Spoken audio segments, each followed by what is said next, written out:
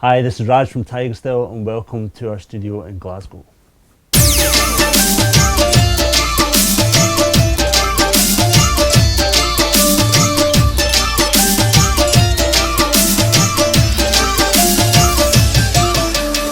This track is called Gori. It's taken from our album Digibang.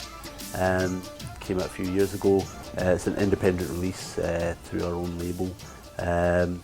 And the title of the album, Digibang, was us trying to have a name that kind of incorporated the whole concept of the album. So the whole concept of the album was try and blend electronic digital music with Bhangra, which is like the kind of traditional music form that we produce. So I mean, Digibang, the two elements coming together in the name of the album. We wanted to have that in all of the songs on the album as well. So as you'll see with this track, there's a really kind of strong fusion of the folk elements and the dance EDM kind of flavours. The actual lyrics are very kind of traditional. There's two kind of distinct dance styles associated with Punjabi kind of folk culture. One is Bhangra, which is mostly male-led and is the kind of more recognised maybe style in terms of music and dance. And then there's Gidda, which is a more female kind of based style of dancing, and that kind of style is usually performed at kind of wedding functions, where women tend to get together and they sing traditional kind of songs, wishing the bride well or wishing the groom well, and they have traditional kind of way of singing, a traditional way of dancing to that type of music. But obviously we wanted to make it more of a club track, because as well as these kind of fusion tracks playing at traditional functions, leading up to weddings or whatever, a lot of the time they are performed at club nights or festivals and stuff. So we wanted to give it a bit more of a electronic dance flavour, but then still retain some of the traditional sounds, so that it kind of ties in with the roots of our sound. So I mean, there's elements wise, there's a few different elements in there, and I'll kind of explain them as I go along. But mostly the production is kind of warpy dance music. Okay, so yeah, the tracks, when we came to producing the track, we started off with trying to create a main synth line. So the first synth line that we played was this one here. That's playing off of Massive, which is a cool synth that we use quite a lot. It actually started off just as a square wave, and then we doubled that up and used the filters on it. There's a couple of macro controls that we've got there just to manipulate the sound as it plays, but it's quite a straightforward saw and square kind of combination. That is then kind of mimicked further on in the track, and layered with another synth, which is more of a, it's just a preset that came off Nexus. I think it's called Accelerator. So yeah, it's kind of it's more of a harmonised version of that, of the composition that we use for the filtered synth. So we just have them both playing together.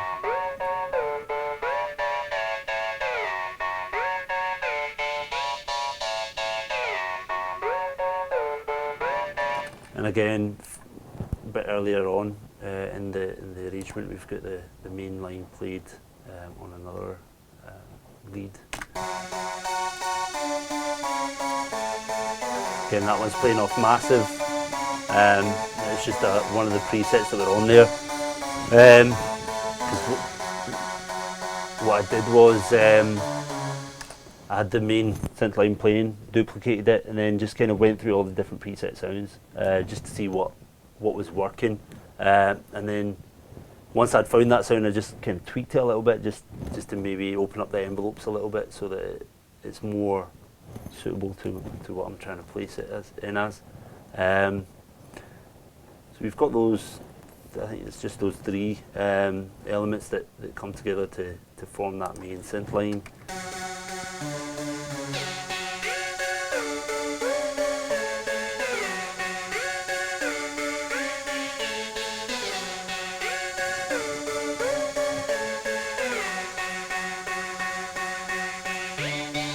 And then further along in one of the kind of drop sections, we've got kind of cello, violin, and viola, and a clarinet layer as well that's playing on top of it. So I'll just play that.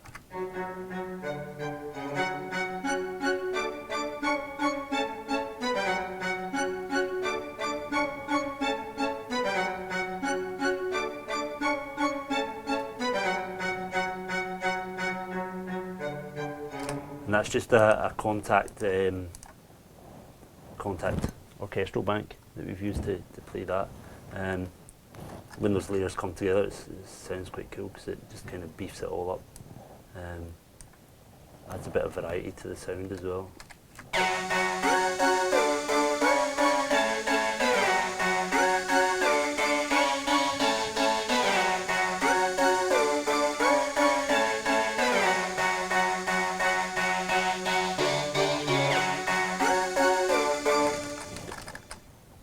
So yeah, up here we've obviously got the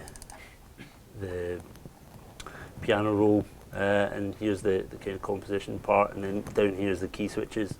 So majority of it plays in like a staccato style, but then just the last note here, just before it comes into the main kind of droppy bit, there's a key switch just playing the treble section, just for one note. I think that's just, it was one of these things where we wanted to get away from it just playing a staccato all the way through, so we added that little trilly bit in there.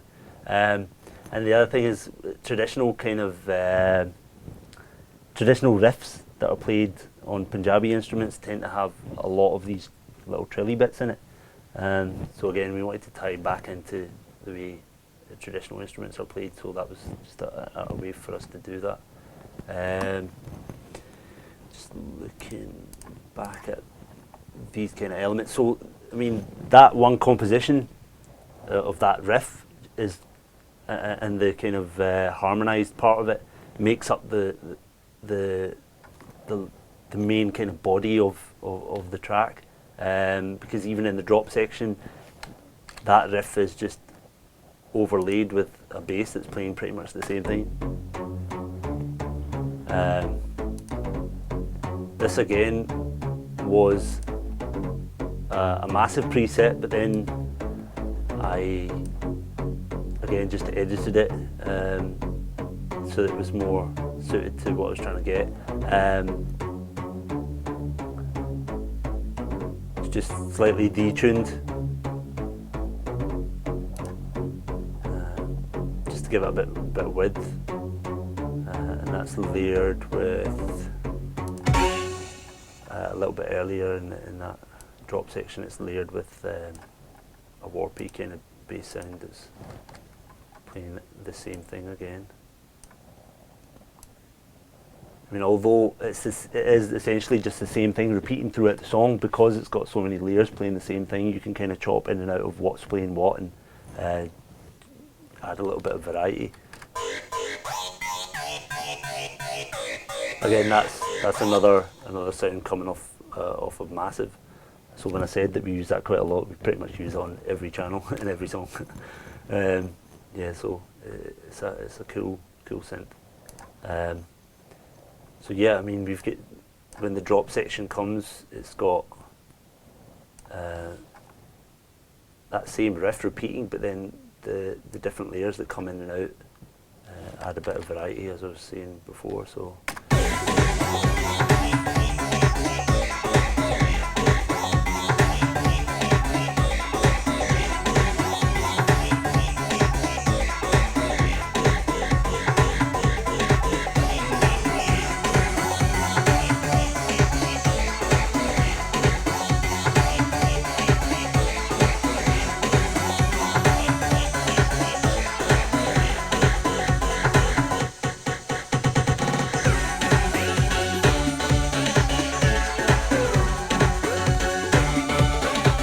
as you can hear, there's a bit of variety there with the different sounds, and then we've used stutter edit to create a little choppy bit just before the change. When we kind of build tracks, we try and build the drop section first. So initially, like, we kind of built this whole blocky bit here, so the main kind of drop, and then the change, and the second part of the drop. So there's a sample of an instrument that's called a tumbi, which is a one-string instrument, which is the track. You've probably all heard the Beware the Boys track with Punjabi MC that had the Knight Rider sample on it. So the instrument that plays at the very beginning of that, it's a one-string instrument. It's just held like that and plucked. So we've got a sample of that that's in here. That was taken from an old kind of folk record, so we chucked that in there.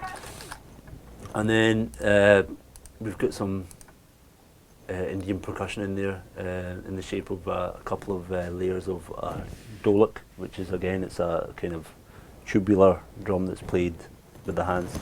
It's not the big one that's played with the sticks, it's the kind of medium-sized one. It's like the size of a, I don't know, maybe a conga or something, but laid on its side. So that sounds like this. And then obviously these two layered together make up the folk element. And I think when it all comes together, it sounds pretty cool.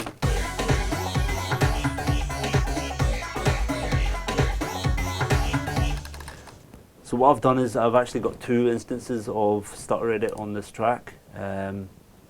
One is to add these kind of choppy stuttering effects to the instrumental part, and then I've got another instance of it that's on one of the vocal channels to add stuttery kind of effects to the vocals. So yeah, this is triggered just from a MIDI channel just up the top here. So when we play the vocal,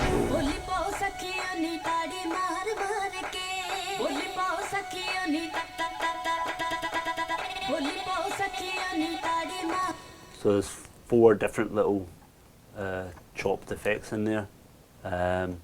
Each one is triggered from a different MIDI note. So each time we trigger, so the first one is obviously chopping it into 8ths. Down here you've got how wide you want the gating effect, and then that's getting sent to a stereo delay, and there's a filter on the delay as well. The second time that plays is shorter gating and stuttering with a bit of a pan effect. The cool thing about this one is that during the duration of that particular effect, you can have the size of the stutter go up and down, so you can add these kind of really cool helicopter-y type effects to it. And then again, just another kind of gating effect on there. So just on its own, you'll hear.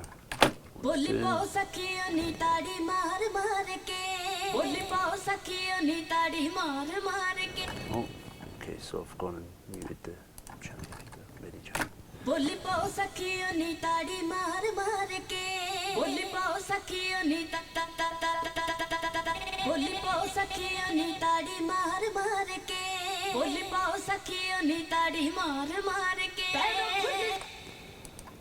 So there's stuttering on the vocal there. Further into the song, we've then got stuttering that happens on these kind of changes.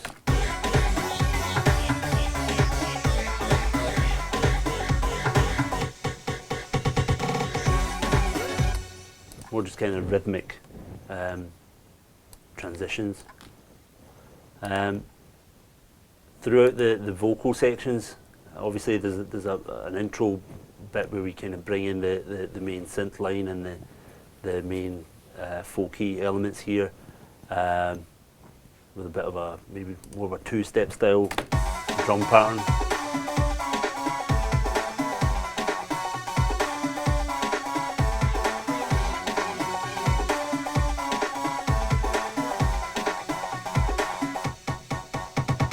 again, another stuttery part just to bring in the vocal there. And so yeah, I mean, I like using a lot of the native instrument stuff. We got a hold of Complete, so we use Battery for pretty much all our drum programming. We use Massive a lot, especially on this song. So yes, I'm really kind of picky on drum sounds as well. So even when we were picking the drums for this, spent a lot of time kind of being really kind of pernickety about which drum sounds I use. So yeah, the drum patterns are all done in Battery. Cool thing about Battery is like you can load in single hits, but then you can also bring in Rex loops and stuff like that. So I mean the main kind of kick and snare patterns are all just single hit sounds that have been layered up and stuff. But then the kind of hi-hat patterns and some of the percussive elements of the drum pattern are brought in through Rex loops. So yeah, beginning of the track is the main kind of synth elements, the Indian element, a bit of a two-step drum loop, and then that kind of drops after it goes through the little stuttery part. I've used like a cinematic wipe and slam to just bring in just to add a bit of impact to that change where it all drops out and there's just vocal in there.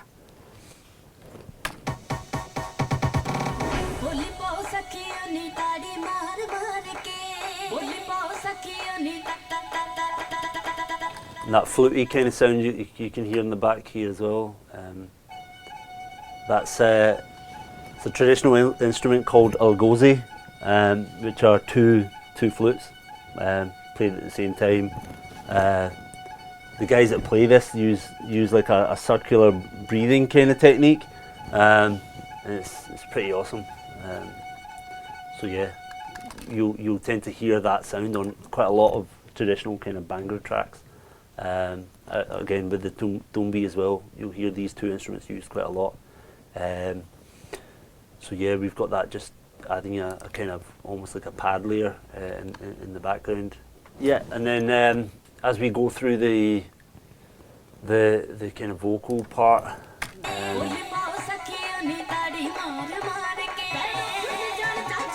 so obviously when the vocal first comes in, I had that kind of cinematic slam sound and a bit of a gap where it's just the algozi sound and the vocals playing, and then we bring back some of the elements. So there's just the traditional elements kind of fading in, the riff coming back over here, and then there's these chords playing.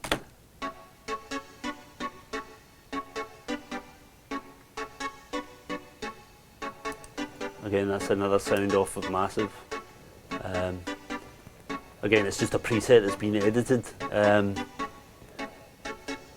know there's some people that kind of frown upon people using presets a lot, but I don't see the issue as long as you're happy and you're getting the sound that you're looking for.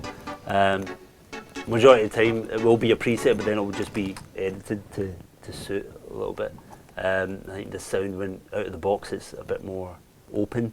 But I've taken some of the release off it just to make it a bit more of a controlled sound. So we have that. So we've got this vocal intro, and then we've got this first kind of drop section. After that, it drops into another vocal section. So again, we've used Stutter Edit to do a kind of rhythmic transition. With the cinematic kind of slams again.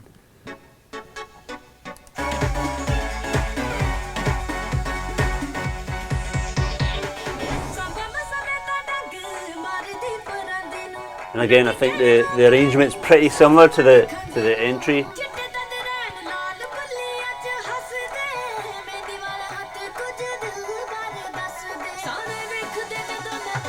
So just gradually bringing elements in. to increase the tension.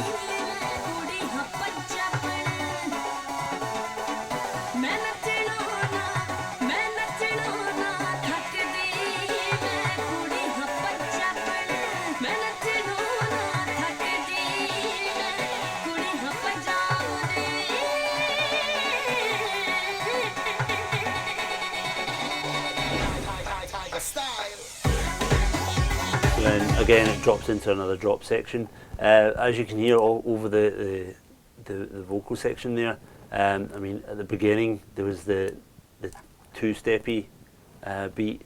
Over the vocal section we've got these kind of claps and percussion elements that are playing.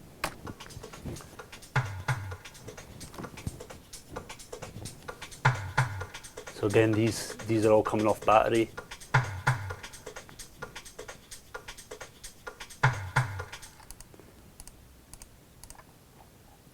So it just adds a bit of rhythm over the vocal section.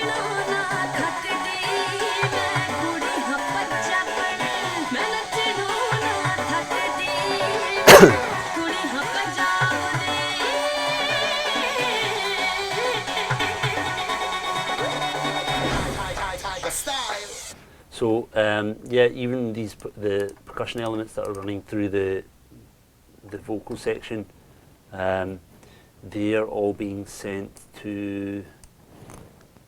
Let me just see which reverb it is. Yeah, they're all being sent to a reverb over here. It's like a short reverb coming off Waves H reverb. To add a bit of space to them, so it's not just a flat sound. So with the vocal, processing wise, there's H comp on there, and then I've used the Ships EQ on there just to brighten it a little bit. The vocal itself is quite it's quite dull, the recording. It's quite a dull, flat kind of recording, so just add a bit of character and to brighten it up a little bit. I've used Ships on there. The reason I've used that is because sometimes with the more digital EQs, when you push the top end on them, you get this kind of digital sounding harshness, whereas with these analog emulations, the top end seems to be a little bit sweeter. There's a bit of limiting on there as well. This vocal track, I have sent it to a compressor that's on the main group for the instrumental. So as I was saying earlier on, I've got a couple of groups set up. So I've set up a group for the instrumental track and a separate group for the vocals. Reason being that I was adding different stutter effects to the vocal and different stutter effects to the beat. And I didn't just want the whole track just being stuttered. I'd rather have separate elements stuttered.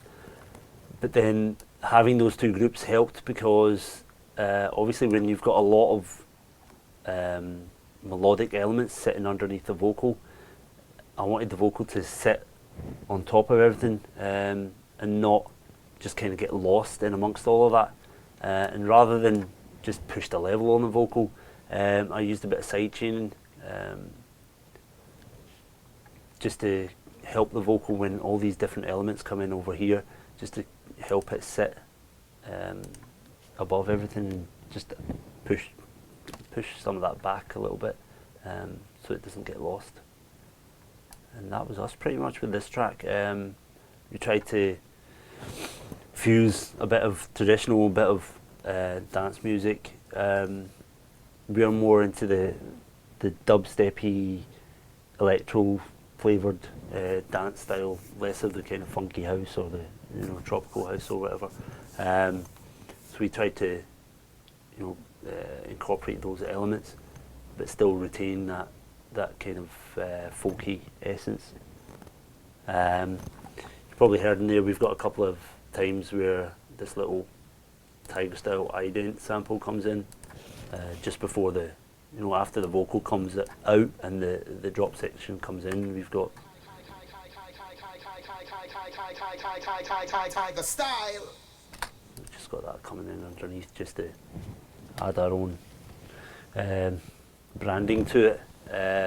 That's actually a vocal from Vibes Cartel, who we had involved on another track of ours, and that's kind of become our ident that we use on all of our songs. It's quite cool because when some of our fans get in touch with us, a lot of the time they're saying, you know, when we hear one of your tracks on TV, we're waiting for that little ident to come in, and when we see your video, we're waiting for that ident to come in, because the video editors all seem to put our little sync shot in at that precise kind of moment. So yeah, we shot a video for this track at a club down in London. There was a few remixes of it as well. There was a remix that had a grime artist called Shizio and Big Nasty on it. There was another couple of remixes that had, there was a dubstep remix by an Indian guy that's based out in Dubai. So he did a dubstep version. And yeah, when we put it out as a single, it got a really kind of cool response. I think when it came to doing the video, our vision was a bit different to the way the video actually turned out, but I think it still kind of worked together as a package, because I mean, yeah, sometimes tracks do well by themselves, but it's always good to have a good visual as well.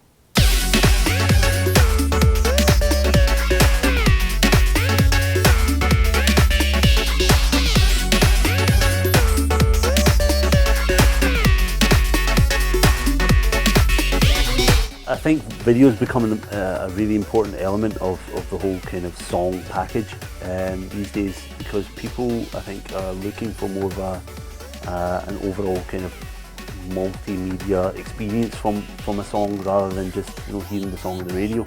I mean, I remember when we first started out, the first song that we ever kind of released was the whole Billie Jean and Vanilla Ice Bhangra thing back in 1999 or something.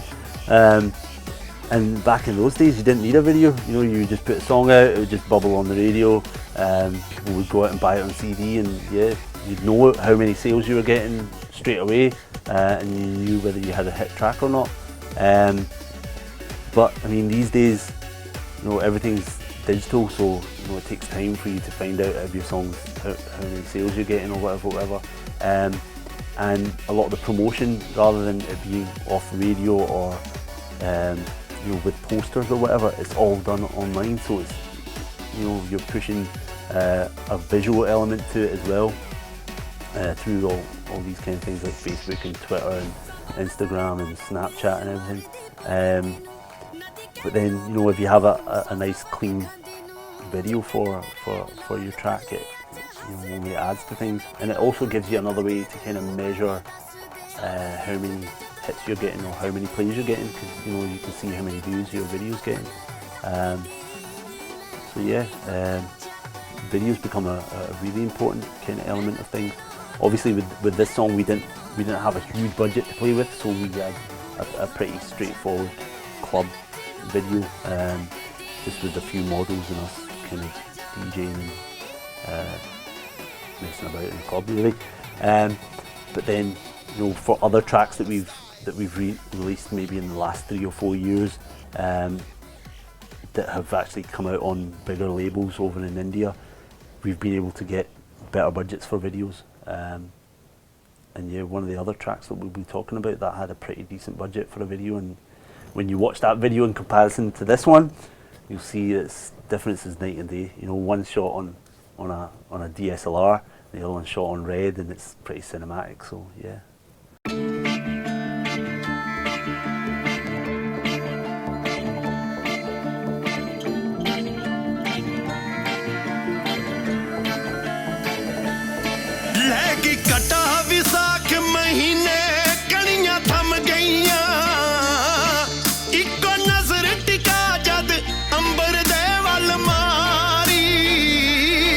ਚਾਨਣ ਹੋ ਗਿਆ ਚਾਰ ਚੁਫੇਰੇ ਉਹਦੇ ਰੰਗ ਵਾਰੇ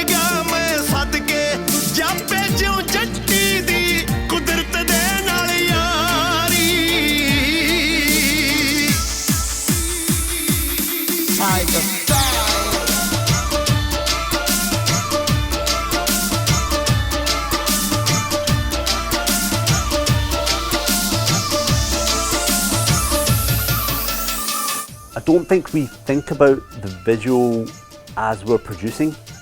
I think we start thinking about the visual once the songs kind of come together and we know how that sound is shaping itself.